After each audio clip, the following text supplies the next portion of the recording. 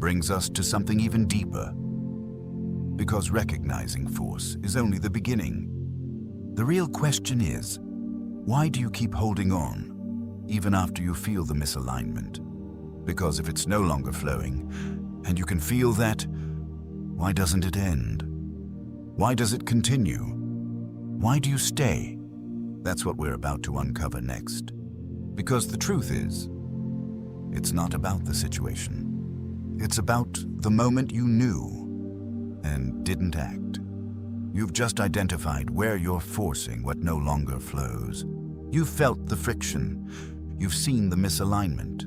You've recognized the cost of holding on. But awareness alone doesn't create change. Because there's a moment, a very specific moment, where everything becomes clear.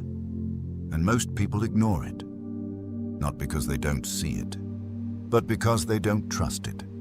So now the question becomes, when did you first know it was over, and why did you stay? Let's go deeper. Chapter 2. Recognize the exact moment it's already over. There is a moment in every experience that doesn't look dramatic. There's no loud ending, no clear announcement, no visible collapse. And yet, something quietly shifts. Not outside of you, inside of you. It's subtle at first, easy to overlook, easy to explain away. But if you slow down and really feel into your life, you'll realize something that changes everything. Things don't end when they fall apart. They end when they stop evolving. Let that settle, because most people are waiting for an ending that is obvious. They wait for the argument, the breakup, the burnout, the moment where everything becomes undeniable. But by the time that happens, the truth is, it's already been over for a long time. Now pause for a moment and think about something in your life that feels uncertain right now. A relationship, a path, an environment. And instead of asking, is this going to end? Ask a different question. When was the last time this actually grew? Not improved temporarily, not felt better for a moment, but truly expanded. When was the last time it challenged you in a way that elevated you? When was the last time it inspired you? When was the last time it felt alive? If you have to think too hard about the answer, that's your answer. Because growth has a feeling. It feels expansive, it feels engaging, it feels like movement. And when that feeling disappears, something important has already changed. But here's where it gets deeper.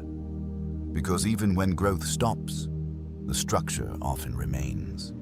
The relationship continues, the job still exists, the routine stays intact. So externally, everything looks the same, but internally, you feel the difference.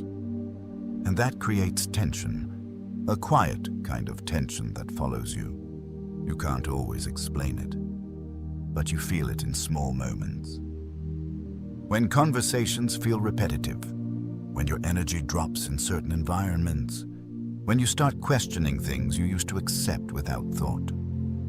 That's not confusion, that's awareness trying to surface. But most people don't trust that feeling, so they override it. They tell themselves, maybe I'm overthinking, maybe this is just a phase, maybe I need to give it more time. And time passes, but nothing changes. Because the issue isn't time, the issue is truth. And here's the psychological twist that most people never fully accept. You're not waiting for clarity. You already feel it. You're just not acting on it. Let that land. Because that changes the entire narrative. You're not lost. You're not confused. You're not uncertain. You're aware. But you're hesitating. And that hesitation creates a very specific experience. You stay physically present in something you've already left emotionally. And that split, that's where discomfort is born. Because now you're living in two realities at once. One that still exists in your external world, and one that has already shifted internally. And the longer you stay in that split, the more tension you feel.